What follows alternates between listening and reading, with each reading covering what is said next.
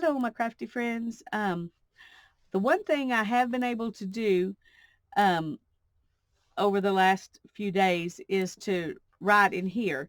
Now, you can tell if you look at it, my handwriting is atrocious, and then the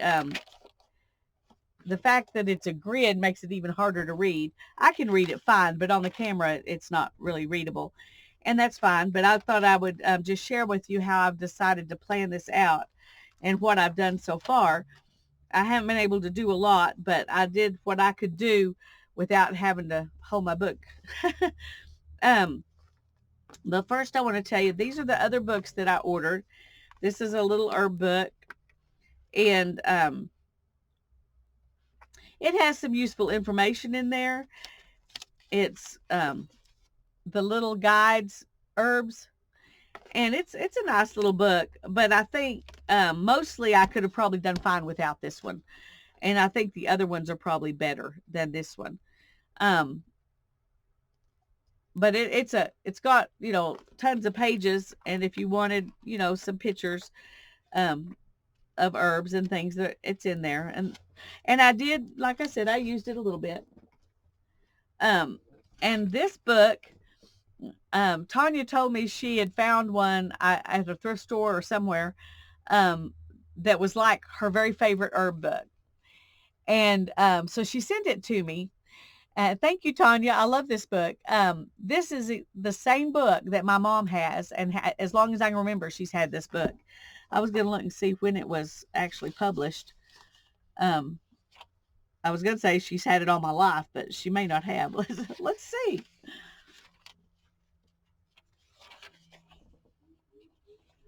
Okay, this particular one was published in 78. The first publishing of it was in 74. So, my teenage years and adult life, she's had this book. Um, this exact same book. In fact, when I took it out of the thing, Hannah said, "Grandma has that book."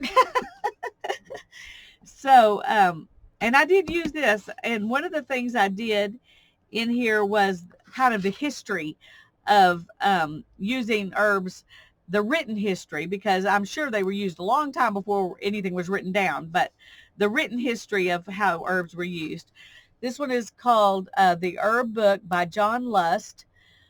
And it says it's the most complete catalog of nature's miracle plants ever published, illustrated with over 275 line drawings. And it's not easy for me to show it to you, but the pages look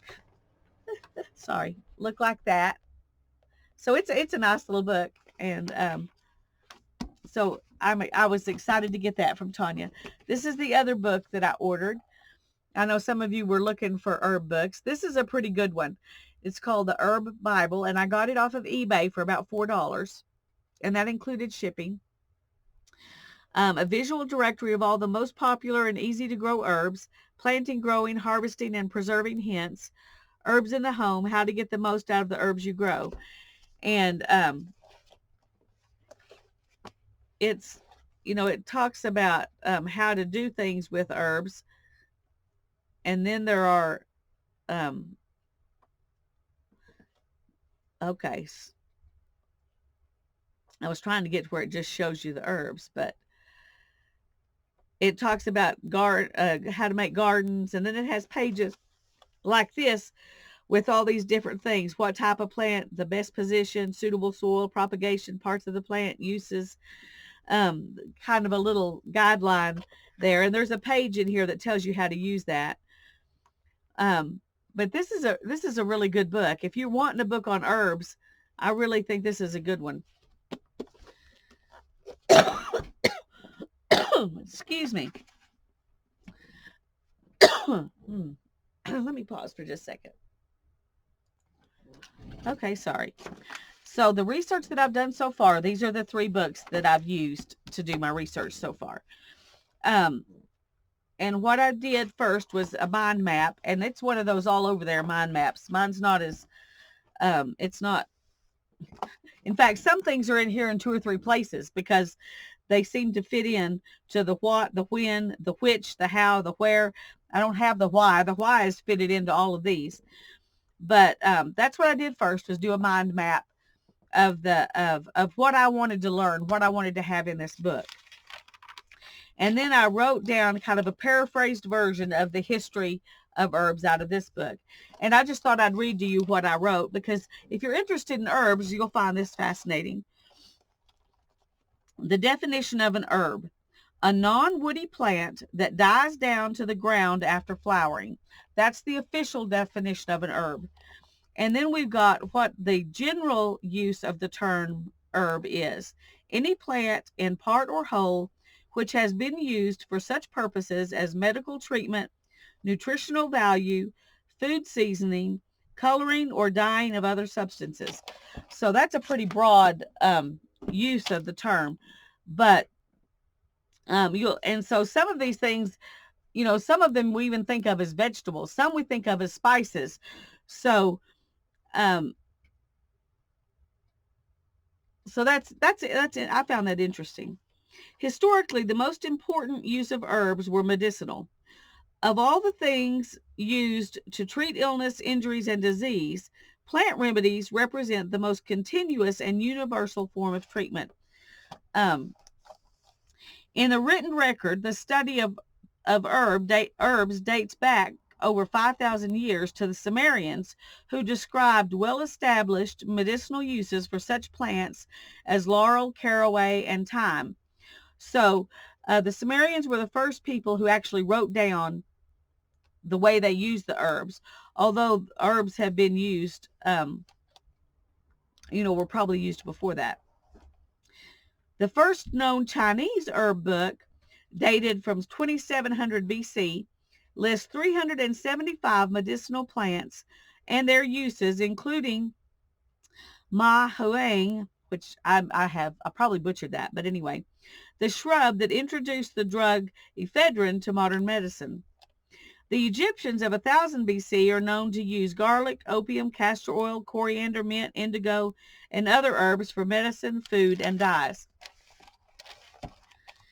The Old Testament also mentions herb use and cultivation, including mandrake, vetch, caraway, wheat, barley, and rye. So when you see barley and wheat and rye in here, we're using the kind of the broad version of the term herbs. The ancient Greeks and Romans valued plants for various reasons: medicines, symbols, magical charms, food seasonings, cosmetics, dyes, room scenting, and floor covering. Most importantly, Greek and Roman medical practices are preserved in the writings of Hippocrates and Galen, and they provided the patterns for later Western medicine. Hippocrates advocates the use of a few simple herbal drugs, along with fresh air, rest, and a proper diet, to help the body eliminate the problem. Galen believed that the direct intervention with large doses of more or less complicated drug mixtures, including plant, animal, mineral ingredients. He often mixed in some magical incantations as well. The first European treatise on the properties and uses of medicinal plants, De Materia Medica, was compiled by Greek physician Dioscorides, and I'm not sure I said that right either, in the 1st century AD. His compendium of over 500 plants remained an authoritative reference into the 17th century. Similarly important for herbalists and botanists of later centuries was the Greek book by Theophrastus. Once again, I'm sure I said that wrong. And it's called Historia Plantarum. Many Greek and Roman writings on medicine, as on other subjects, were preserved by diligent hand copying of manuscripts in monasteries. The monasteries became the centers of medicinal knowledge, and their herb gardens provided the raw materials during the Middle Ages. At the same time, folk medicine in the homes and villages continued uninterrupted, supporting numerous wandering as well as settled herbalists. During the Middle Ages, then, an herb with a reputation for healing might find itself prescribed by a peasant grandmother, sold by a wandering herbalist, sometimes charmed as a magical ingredient in an amulet or potion by a wise woman or a quack, or even compounded into a complex, vile mixture dispensed by a physician. So the same herb could be, sold or used or to treat stuff by all of these people. The continuing importance of herbs for the following centuries is indicated by the hundreds of herbals published after the invention of the printing press. The first herbal to be printed in English was the anonymous work called Great Herbal, Greteherball, from 1526. I intended to look that up in one of those places where they have, they've made scanned copies of old books that are public record that anybody can print out and see if it's in there. But I didn't get that done. But anyway, it's an anonymous book, and it's spelled Greteherball, and it's from 1526, if you want to look it up and see if you can find it. But the two best known herbals in English are the herbal, Herball, or maybe I should say, and this is the second one, general. Oh, no, it's the same book, evidently by two names. The Herbal, or General Historia of Plants, in 1597 by John Gerard. And the second one is the English Physician Enlarged. That's the name of it. In 1653 by Nicholas Culpeper. I haven't looked those up either, but I would like to. In the 17th century, the introduction by the physician Paracelsus of active chemical drugs such as arsenic, copper sulfate, iron, mercury, and sulfur led inexorably to the dominance of chemical medicine as the orthodox system of the 20th century. The day-to-day reality, however, changed little before the 20th century. Plants still provided the basic materials for medicine, dyeing, and perfume. Well into the first half of the 19th century, women still sold herbs on the streets in London for those who could not gather their own out in the country. Many such remedies immigrated to the United States, where they blended with the native lore learned from the Native Americans, which brought folk medicine new beverages, new colors for dyes and fabrics, and new medicines, and those were then transported back to the old country. In Europe, the system of homeopathic medicine was founded and successfully practiced in the 19th century by Samuel Hahnemann. Naturopathy was founded by the German physician priest, Father Sebastian Kneip. Once again, I probably butchered that, who directed Dr. Benedict Lust to take it to America. The first health food store was opened here in the United States in 1896. Both of these schools of thought flourished, but with major opposition from the organizations of what is now the orthodox form of medicine, which is chemical medicines or compounded medicines that are, synthetic or whatever. Some of these medicines are still based off of herbs, but a lot of them are synthetic versions. All of this was paraphrased from the Herb Book by John Lust. I don't know if he was, but I wonder if he's a descendant of Dr. Benedict Lust. It would make sense, but I don't know if it's true or not. And then I decided, I split my book up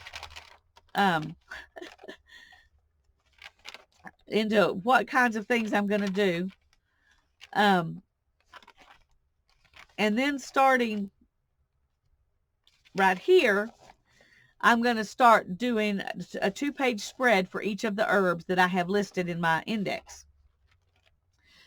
So I have a list of 85 herbs, and I got the first 32 from here, where it says, 32 essential herbs. There are endless possibilities of herbs to grow, but here are 32 of the most popular ones you'll find at your local nursery, along with tips on how to use them. So I got my first 32 from there. And then I got 33 through 68 from the herbal index in this book. If I can, is that it? No. If I can find it in here.